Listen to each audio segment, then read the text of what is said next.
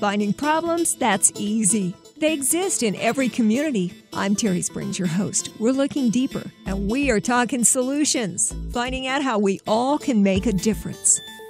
Today on Talking Solutions, we're talking about the Golf for Kids tournament, which is coming up very soon. It's actually Monday, June 1st at the Red Rock Country Club. It's on their private mountain course. But I want to find out all about the charities that stand to benefit from this event. We've got Kelly Walters with us, Executive Director of the Nevada chapter of the Nat'l Hemophilia Fdn, and Dawn Marie Pavic, Director of Development at the Cure for the Kids Foundation. Now, both of these groups are going to benefit from the golf tournament on Monday, right?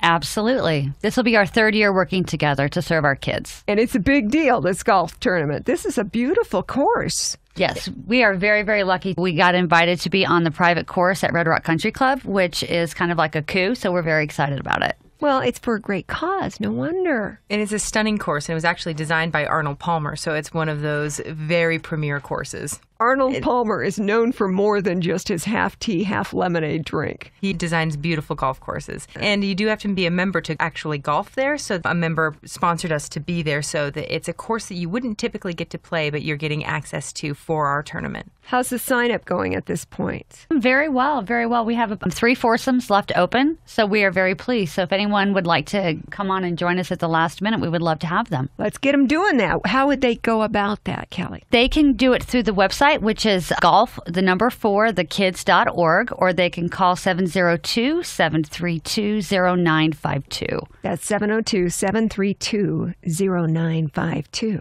Now, I'd like to also make sure that we share the information about the charities that are benefiting, and I know that you are Executive Director of the Nevada chapter of the Nat'l Hemophilia Fdn. I think it's a blood disorder of some kind. Yes, what we do is we provide program services and support for people with inherited bleeding disorders such as hemophilia and von Willebrand's.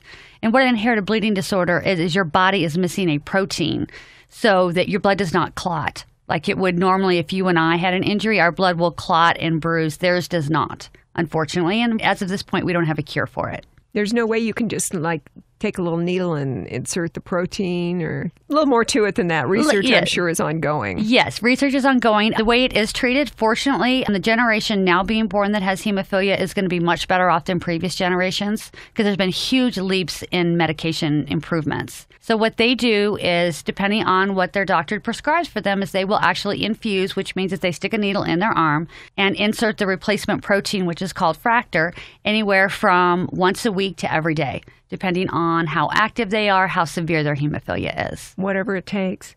This kind of condition, hemophilia or the other, you said von Willebrand's, which I'm not as familiar with. Does it occur less frequently? It actually occurs much more frequently. It can occur up to 1% of the population, and it is not as severe. There are actually quite a few people that can have von Willebrand's and don't get diagnosed until they're an adult, unless they have, they're in a car accident. A lot of times women may get diagnosed when they get their period for the first time. So it is a less severe version of a bleeding disorder. And it's not nearly as diagnosed as hemophilia. It's actually one of those ones where it feels like it's increasing in prevalence, but the reality is it's not increasing in prevalence. The diagnosis is actually increasing because of the ability to test for it. I think we're finding that in a lot of medical cases, things like autism. We keep seeing the numbers go up. I don't believe it's so much that there is an increased prevalence, but it's because we're getting better at detecting it. Exactly.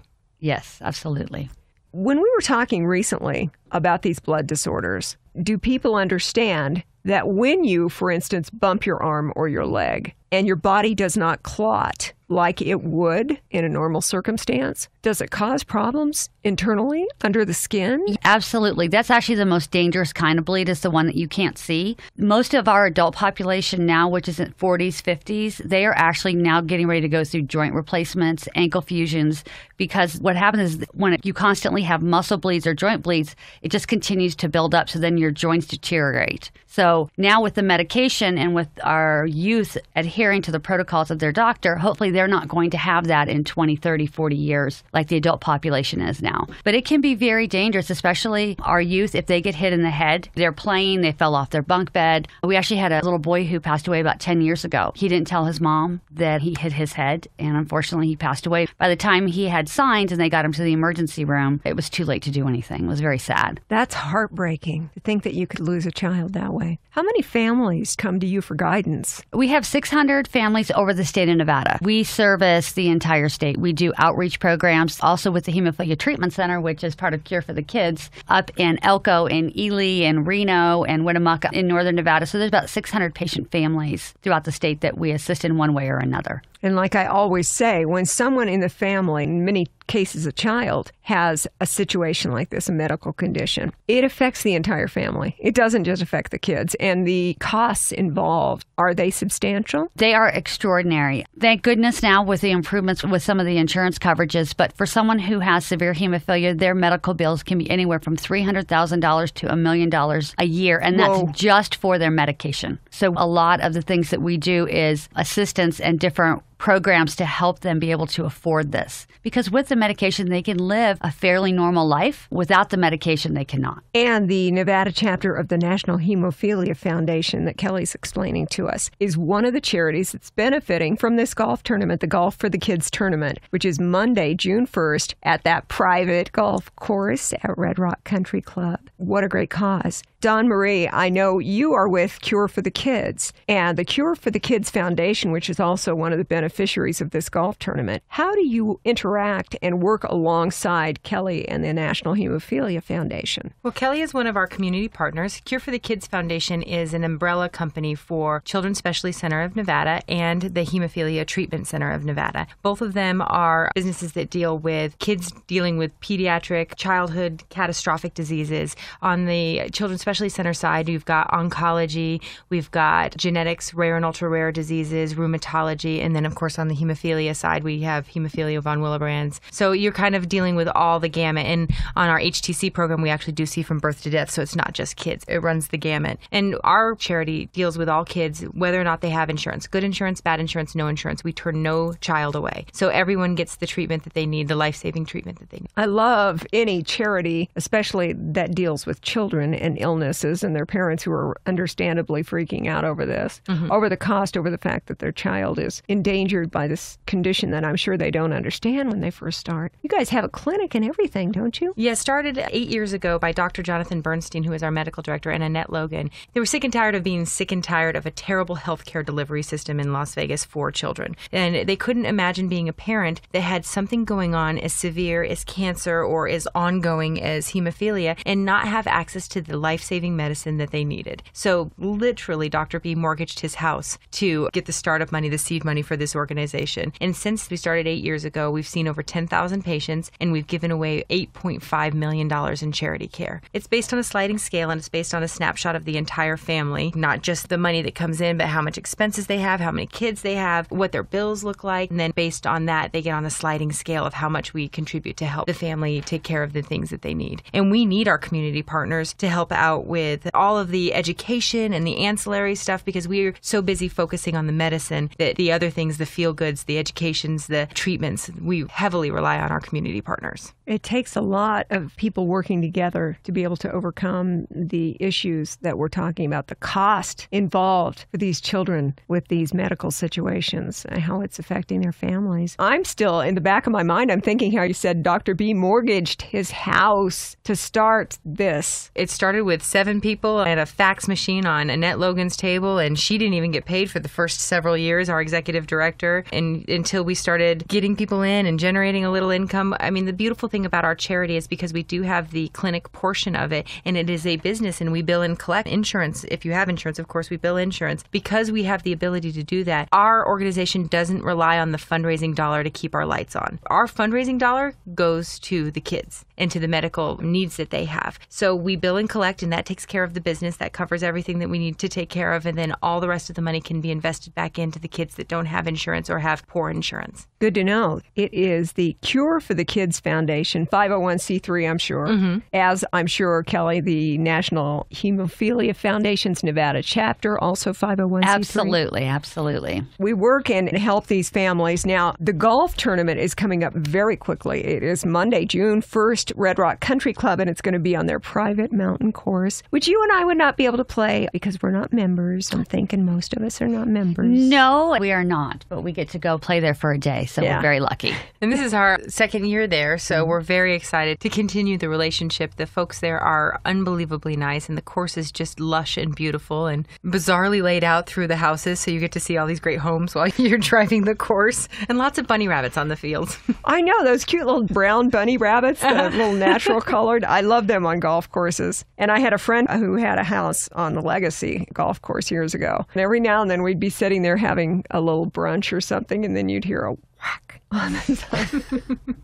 I never understood quite why you'd want to have your house that close to where the golf balls are going, but they love living on the course on the links, so if you're willing to put up with that, that's fine with me. This is coming up actually on a Monday. You can take day off work, go out, have a good time in a beautiful setting. Check-in begins at 7:30, and it's a shotgun start at 9 a.m. It's a scramble, which means it's a best ball tournament, so it should move fairly quickly. Everybody shoots, and then you pick the best ball and move from there. We do have a lot of contests on the different holes, too. We've got a longest drive. We've got a closest to the pin. We've got $1 million hole-in-one shot. We've got a chance to win a car. We're going to have a poker hole. We also have freebies being given out at the majority of the holes, and we even have a body shot hole. Really? And we may be a kids organization, but there will be no kids present that day. No. You help take care of the kids by doing some fun things for us grown-ups. That sounds like a good time. If you want to get more information, you can call 702-732-0952. That's 702-732-0952. And the website is at cureforthekids.org. Or specifically for the golf tournament, golf4thekids.org. All right.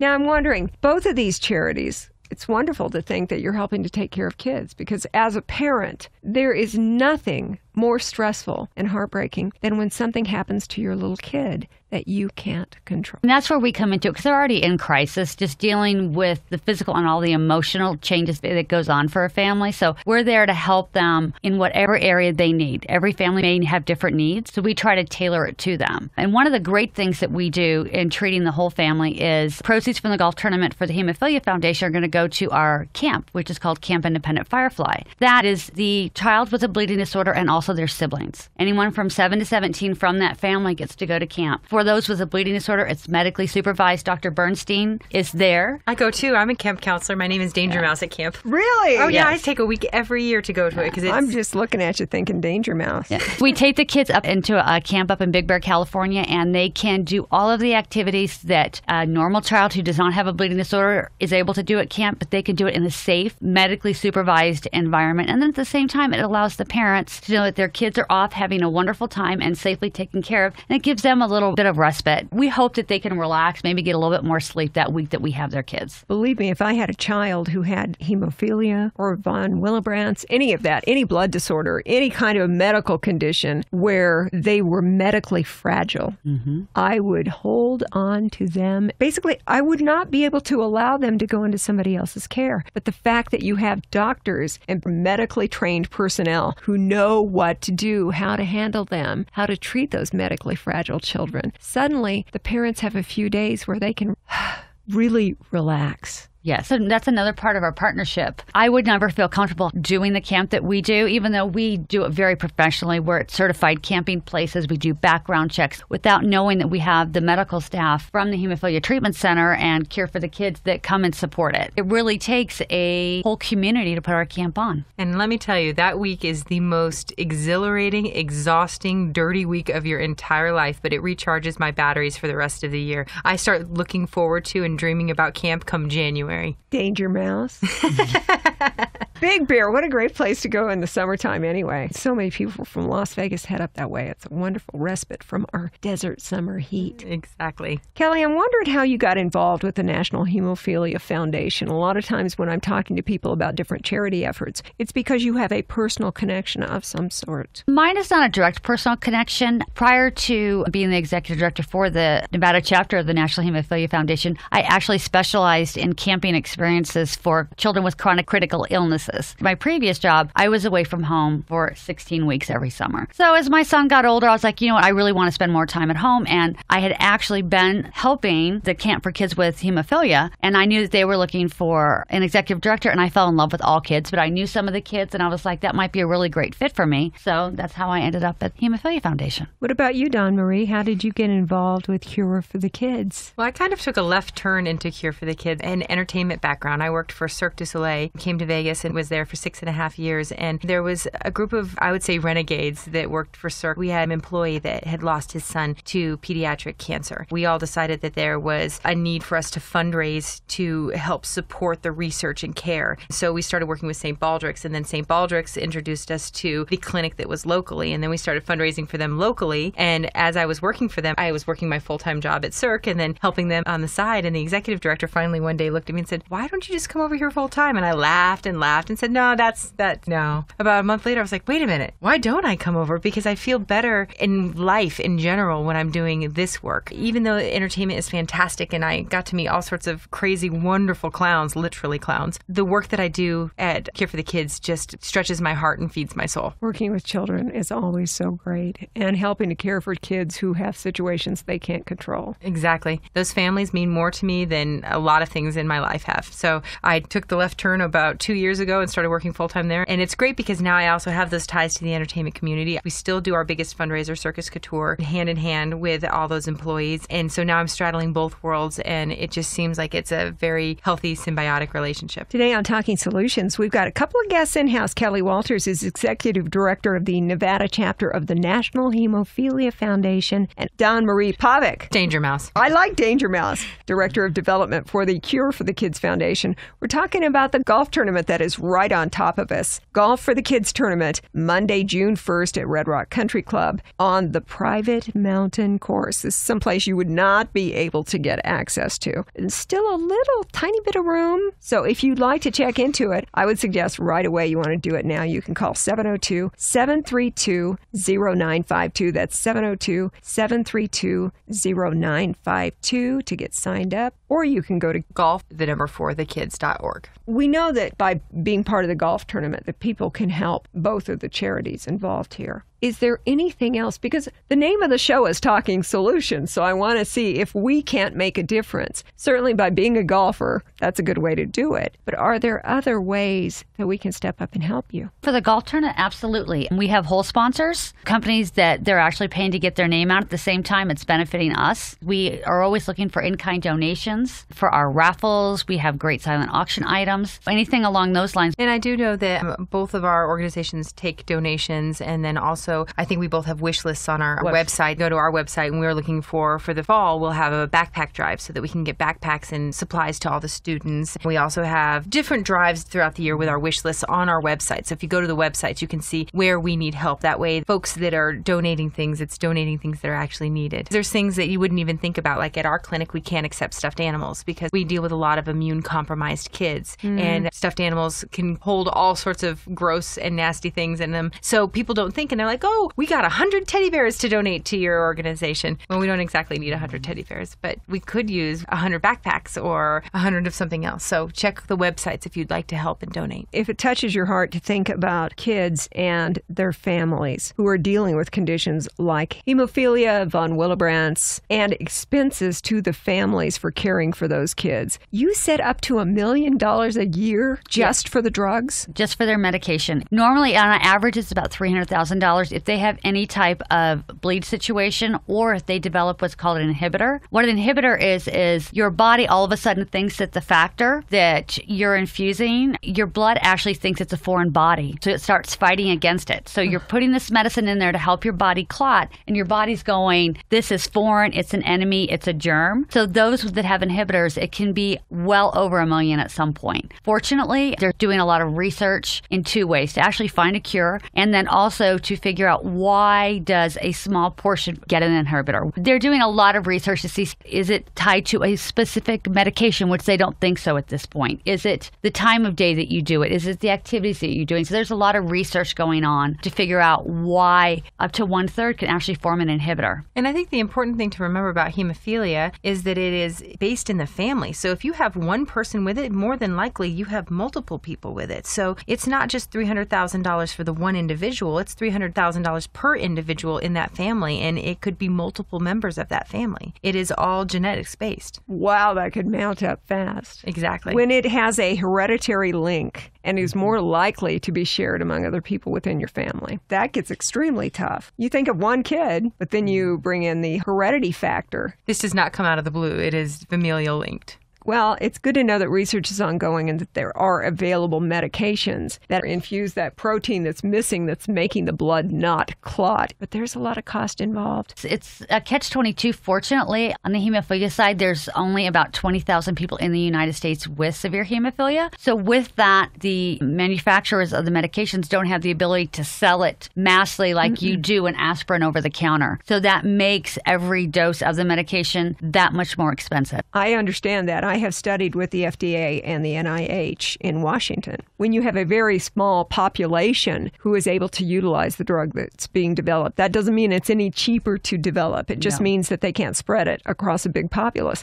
like an arthritis drug or something to treat a type 2 diabetes, where you have a bigger number of people who could benefit from the medication. You've got this small population who still desperately needs that drug. So they have to give that extra opportunity to the drug company in the way of sunset drug laws, orphan drug laws, things of that nature. But in return, not only do those few people who get the medication have to pay that extra cost, the drug maker is protected. I shouldn't get so deep into that, but I have gone there and I've studied and I'm familiar with the costs involved in making a drug for a small segment. Absolutely, because there is no, as you know, a lot of times now you can go get a prescription filled and they ask if you want the generic or they automatically fill. There is no generic version of any of the medications to treat people with inherited bleeding disorders. And one of the things that Kelly and I both do, we both go to Washington, D.C. once a year to do advocacy work, helping politicians understand the needs of both of our populations to try and get some of these drugs passed, to get more funding, to get more research dollars, all of those things, because it's incredibly important that we advocate for our population. Been there, done that. I was so tired when I came back and went right back to work, but all of my time and energies were to talk with elected representatives about the needs of people with some kind of a disability or some type of a medical situation. It's important to do what you can. You're at the camp, Capitol Hill, you're doing what you got to do to help these people. That is great. We're really glad that we had you in. We needed to know. Hemophilia, von Willebrand's, honestly, Kelly, until you started talking about that, I wasn't as familiar, but you say that that is actually the more common of the two. Severe hemophilia is a smaller population of people. Yes. But von Willebrand's occurs much more frequently. Yes, up to 1% of the population. So we estimate between 20 and 30,000 diagnosed in the state of Nevada. We do believe that there are probably 20 to 30,000 people, both men or women, children, adults, any age that has von Willebrand's at this point. And you guys are here to help with the Nevada chapter of the Nat'l Hemophilia Foundation. Also, Dawn Marie talking about the Cure for the Kids Foundation. I like the idea of this camp up at Big Bear. It's amazing because Kelly partners with Candlelighters on that. So you have oncology patients, cancer patients, their siblings, and then you've also got hemophilia patients and their siblings. And it's a nice blend. It's an incredibly smart blend, I think, to go together. And then the beautiful thing is that both of those partners, those are all our kids that are actually going. So when I go up there to see them, I'm seeing both sides of it. It's fantastic. And we've had a really great week at our clinic this week, too. We've had 8 no more chemo parties, which means that we had 8 patients finish their treatments for cancer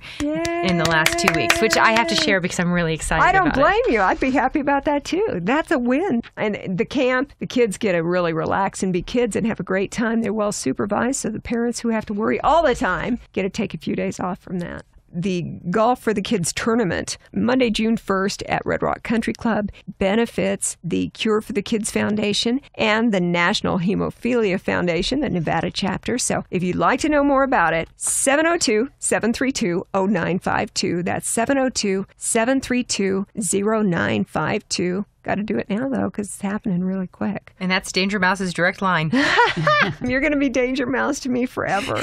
I love that name. Or if you'd like to look on the website, which also has wish lists for both of the groups. For the Hemophilia Foundation, it's hfnv.org. And for Cure for the Kids Foundation, it's cure4thekids.org. I will have this information and these links on our Talking Solutions Facebook page, along with a podcast of the interview if you'd like to hear more about it. So check into it. I want to thank you, Kelly Walters, Executive Director of the Nevada chapter of the Nat'l Hemophilia Foundation, and Dawn Marie Pavic, Director of Development at the Cure for the Kids Foundation. Thank you so much for joining us today on Talking Solutions. Thank you. Thank you.